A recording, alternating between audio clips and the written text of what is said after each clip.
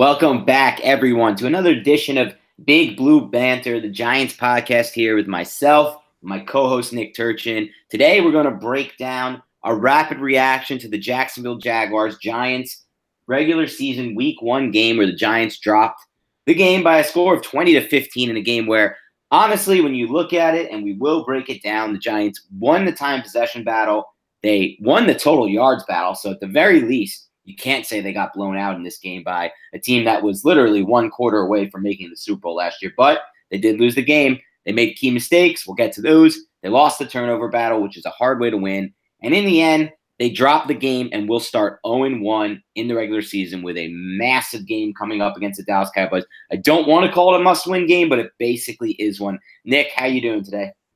Good, a little cold, a little wet with the weather, but good to get some real game tape to check out and not much sleep in the last few hours. It was a massive drop-off in temperature, actually. For me and Nick are both stationed different parts of the East Coast. I actually liked it because I didn't have to use my air conditioner last night, and I hate sleeping with that thing on because I wake up with a sore throat sometimes. Right. But besides that, and especially never good before a podcast. So I'm happy, but you know what? Some people don't like the cold weather as it turns, so. But we've been in such a hot streak here that I feel like the humidity, it's good to have it drop. But anyway, let's talk Giants football. That's what the people are here for. And again, very tough loss for the Giants in Week 1, a game that I think they really could have won. They had several plays that could have gone a different way, and they would have won that game. Now, of course, the Jaguars lost Leonard Fournette to a hamstring injury earlier in the game. That changed things a little bit, but I do believe the Giants' defensive dominance in the second half, and we will touch on this later, in the podcast, was more to do with the defensive adjustments made at halftime by defensive coordinator James Bettcher. And that's something Janoris Jenkins actually touched on a little bit in his post-game presser. But we'll start with a topic that has enraged Giants fans from New Jersey to Texas to wherever the hell people are watching Giants football. I even had somebody from Norway go off on them, and you could just see the trending topic from quarter 1 through the end of the game on Twitter, and that's Ereck Flowers, Giants starting right tackle. His first game ever starting at the right tackle position. He was greeted by having to match up against Calais Campbell, arguably, in my opinion, the toughest matchup he's going to have all season, or anyone is going to have all season at that right tackle position, depending on where they go there. So I think Flowers, I know I wrote about this a little bit on Twitter, and I'm going to get your thoughts on this, Nick, as well. I do want to take a look on Wednesday when the All-22 comes out and just specifically watch him on every snap to see what I see there. But just from my first go-through in the game and from my first look at what went down, I think Flowers played a massive role in this loss, just personally speaking. We'll get to your thoughts on this in a second, Nick. So Flowers graded out among the worst right tackles, according to Pro Football Focus, in pass blocking in this game. A little bit better as a run blocker, actually graded out a little bit above average across the NFL as a run blocker. But as a pass blocker, he was in the bottom 10 from Pro Football Focus. And I'm with them because you look at that first drive for the offense when they're trying to set the tone.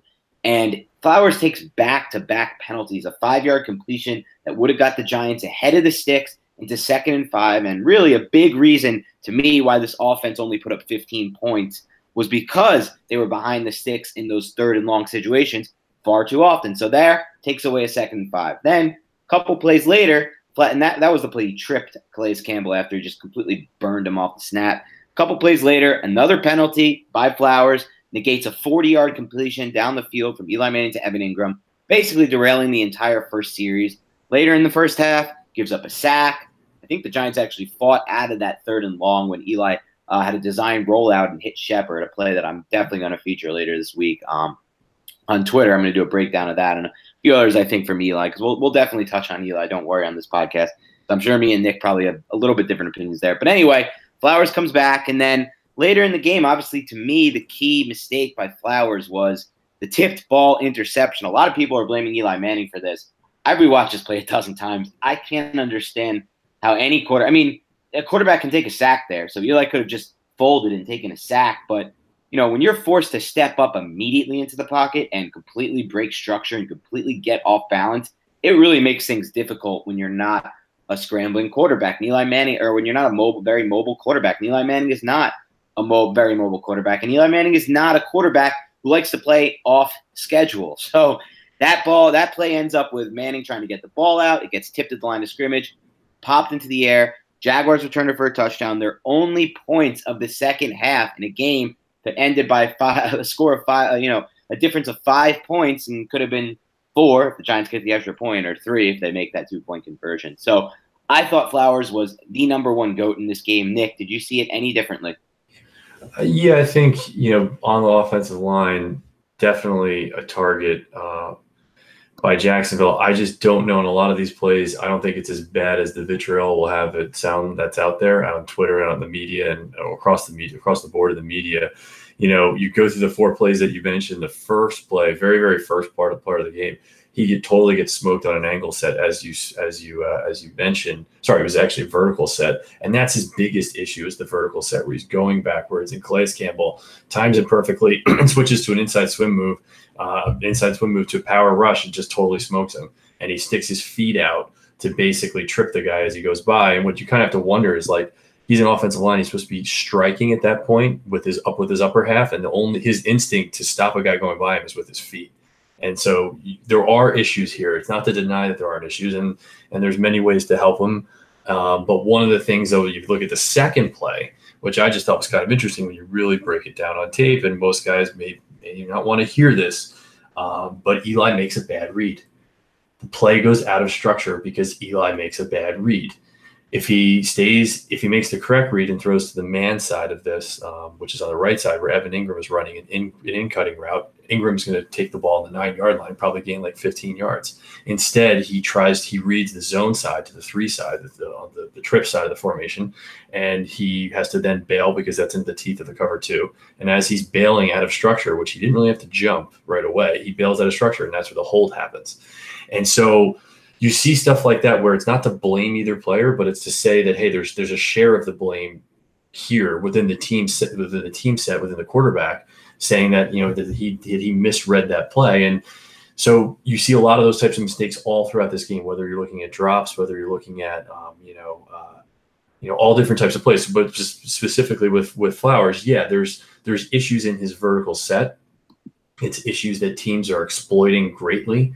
On that play where Eli threw it into the hands of basically Omame's defender when the speed rush came on the outside, Flowers is distracted by basically the will linebacker who is taking the running back in man coverage and takes a couple steps forward, and that switches his head in the middle of a vertical set that makes him move his head, and he cannot recover at all from that little minimal head movement to a speed rush on the outside. It's an issue that he has that they're going to have to figure out a way to get past it. I'm not really sure how, but I guess my point of saying this is I do place the blame across the board here on the offensive line. A lot of guys had a lot of bad snaps for sure.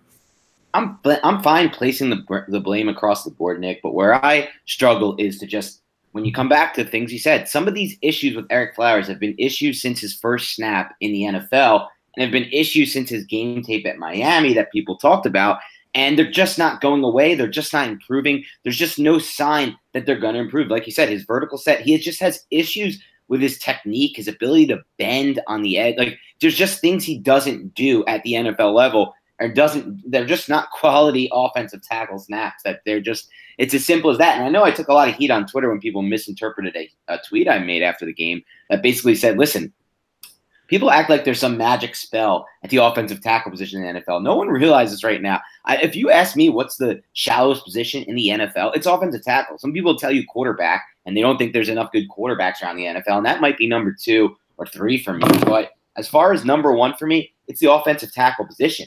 And the Giants could not possibly stand to upgrade at both spots, which is what they needed to do, and really upgrade at 3 spots, the reserve swing tackle as well, in one offseason. It just wasn't going to happen. They had to get Nate Solder, and that's exactly what they did. And I'm still a fan of that move based on like what we talked about before, Nick, and what we've privately talked about, and sometimes on the podcast. It's a supply and demand issue. If you're overpaying for offensive tackle, to me, that's not really overpaying in general, because it's such an important position and it's so damn hard to find them. There was no solution in this draft class either, okay? So you're not going to find one worthy of that number 2 overall pick. They trade back. Maybe you can say they get Mike McGlinchey, but McGlinchey's a guy who got dominated by Lorenzo Carter, who was a great talent. We like him. We like his upside, but he's not a complete pass rusher. And McGlinchey had a lot of trouble at Notre Dame with those speed rushers, and that's going to be a lot more difficult for him at the NFL level, and he didn't do that great in his debut against a really tough Vikings front. So you got that, and there was no one at pick 34. Connor Williams was overpowered at the guard position for the Cowboys in yesterday's game against the Carolina Panthers. Kewan Short destroyed him. He wouldn't have been able to play right tackle, I don't think, right away. And then you're digging deeper. If you're thinking a third or fourth round pick from the college game, that's nothing like the NFL game that NFL coaches have consistently complained about, how college offensive tackles are not translating to the NFL. You're pulling straws here if you think any of those guys would have been able to start and play better than Eric Flowers. So while I do think that Flowers has some unfixable mistakes, I'm also not sure. There were many other better options in the offseason, and I'm not sure that Chad Wheeler is a guy who can come in next week or whenever they want to make that decision, if they make the decision, and play better. Because as we saw last season, Wheeler really struggled at right tackles. We saw this preseason, Wheeler really struggled at right tackle. So he may just be a left tackle, somebody you can't – again, you can't ask – these guys have been playing one position their whole career. It's going to be difficult to make that transition. So while I'm kind of torn – so I think in the end, Nick, I'm pretty much torn. I'm somewhere in between where you stand and where, the Twitter mob stands for the Giants. I don't think he's fixing it, but I also actually somehow still think he might be their best option. And you look at it, why didn't the Giants sign Cameron Fleming? That was a guy I was surprised they didn't sign this offseason. And then some people say, why didn't they draft Tyrell Crosby? Another guy I was surprised fell in the draft. There's a reason. When 31 other teams, except for the team that signed or drafted them, are waiting until round 5 to draft Tyrell Crosby or giving Cameron Fleming a 1-year contract, and it's not and the Patriots, by the way, let him go after losing Nate Solder. It's not a good sign. Maybe the PFF grades don't add up. Maybe the perception isn't what it actually is for those evaluating these offensive linemen. So I'll leave it at that. I'll ask you real quick, actually, before we move on from Flowers, Nick. Do you think that they should bench Flowers right now for Chad Wheeler in week 2? No. The issue, as you hit on, is that the lack of depth, the lack of competition in camp, is not there. Nick Becton's not the answer. He's not even on the team anymore. I don't think they should. I think what has to happen is you have to find ways as a coaching staff and an organization to win with, and win with means everybody. And you're going to have adequate players. You're going to have marginal players. I think he's somewhere between the two. And his downside when he plays bad games, when he plays into tough competition, yeah, he's this way. But teams win with a whole team, and so there's ways to get around it. There's ways to find success is going to happen over the course of time. What I saw was really interesting is the drive that is the second drive of the game. Basically, all throughout the first half, how does he have these snaps where these problems kind of magically go away? No one really wants to talk about those wins. Now, I'm not belittling the 4 issues. That's a big 4-issue number, but it's a number. It's ways to get around those 2 to 4 snaps, which are disastrous, basically, versus a bunch of snaps that where he basically functions. So I think it's a combination of both, and a tough test next week, but we'll get there in later on in the week. Yeah, Nick, and I think you made a good point there, because that's kind of how it is when you're playing this offensive line position for as far as team fan bases go. What really stands out to the fans are the few bad plays they make. But when you look at it, Flowers had a really, really good block on Saquon Barkley's touchdown run. Did he not? Right.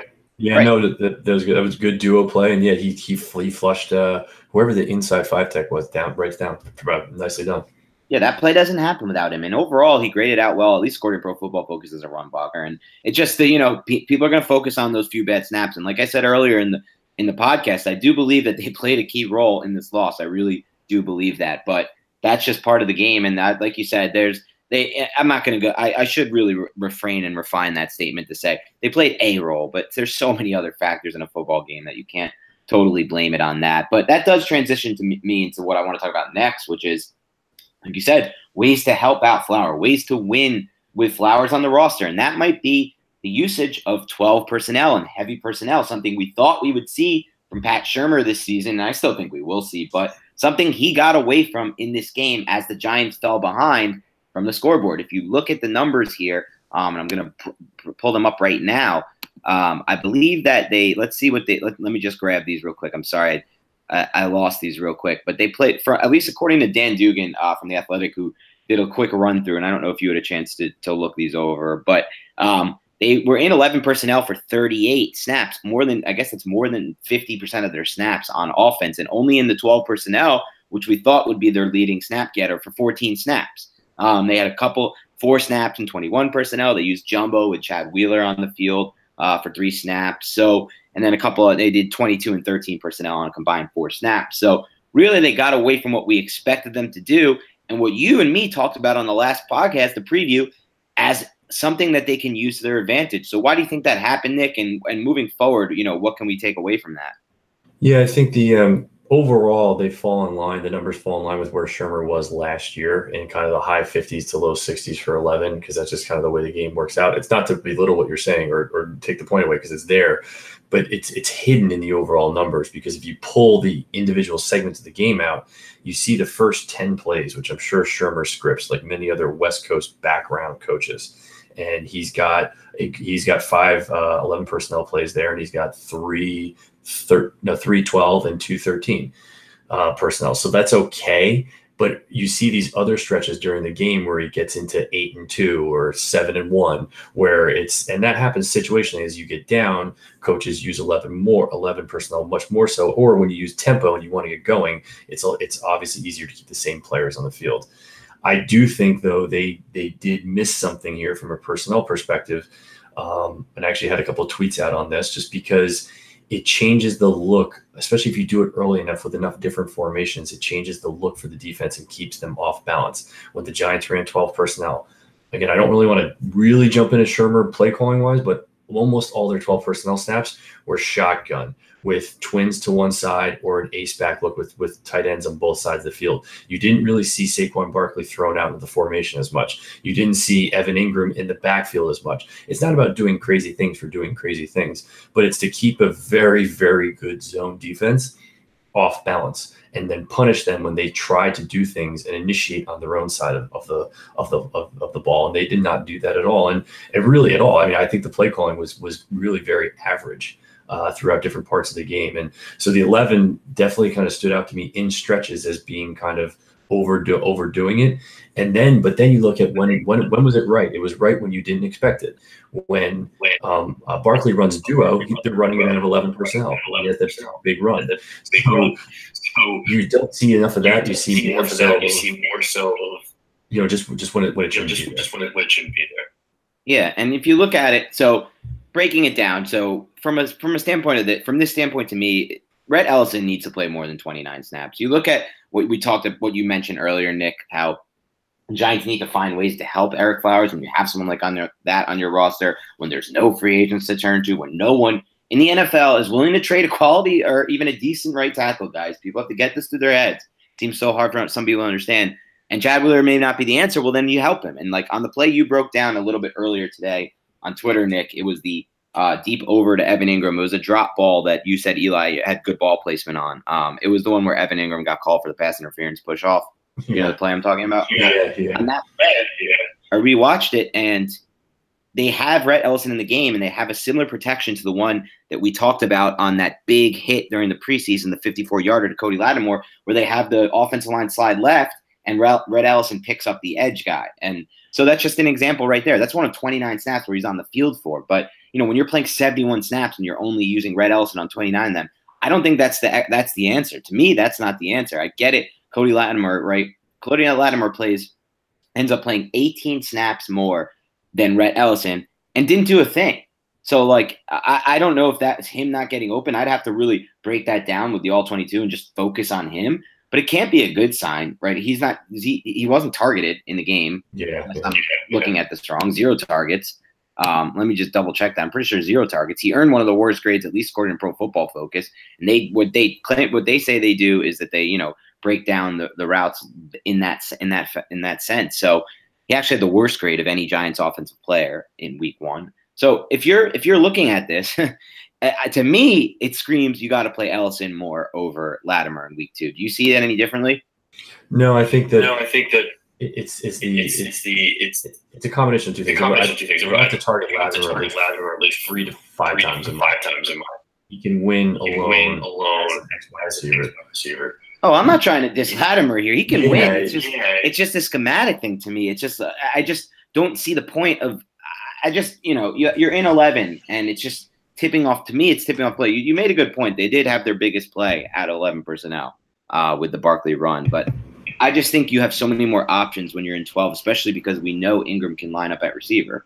Right. No, I agree. You have to see a bigger mix there. I'm sorry? Oh, you have to see a bigger mix there. Yeah, they got to see a bigger mix there going forward. Some other notes real quick on some offensive snap counts. Barkley, who people weren't sure what kind of role he's going to play, and this, might have played. Wayne Gallman's injury might have played a factor in, but he did get the first 2 series in full, and then Gallman came in, got hurt. Barkley ended up playing 55 of 71 snaps, so it looks like Shermer will continue to use Barkley in a similar fashion to how he used Dalvin Cook last season with the Vikings. But jumping a little bit into something else here, I want to talk a little bit about the Giants' red zone woes. The Giants settled for a lot of field goals, so if you want to look for other scapegoats in addition to Eric Flowers, maybe you can look for the Giants' red zone production. They were 0 for 2 in their red zone attempts for touchdowns. So do you blame that, Nick, more on the play calling? Because I know there are a lot of fans who didn't like that first series of play calls. Or do you blame that kind of on the execution? Combination. I definitely think. Hey, dude, you know what? Actually, I'm getting like massive feedback now. Oh, you are? Yeah, no, it's been happening. That's the last 10 minutes. It's steadily worse. I hear you perfectly on this. Crap. I hate to cut it, but do you know how far in we are? No, I'm not sure. Yeah, I bet you it's like 15 minutes or something. I think we should reset and then try to come back in from the off. I'm hearing myself the entire. You're hearing yourself feedback. Yeah, it's like awful. It's like hard to concentrate. Yeah, no, I've had that happen before on a podcast, but that's weird. I'm not hearing that at all. Yeah, so it's good on your side. Why don't can you stop and then I'll or actually just hold 1 second.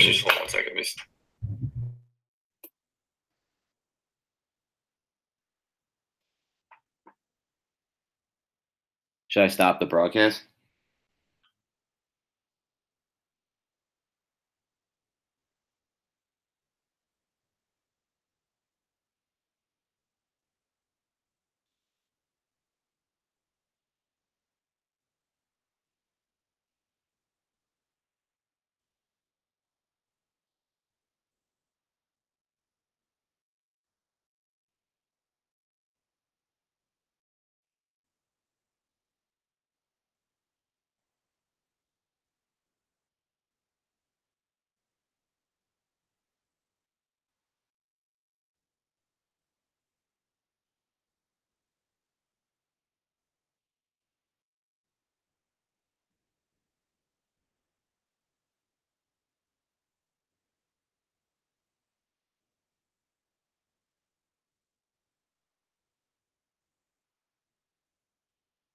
Yo.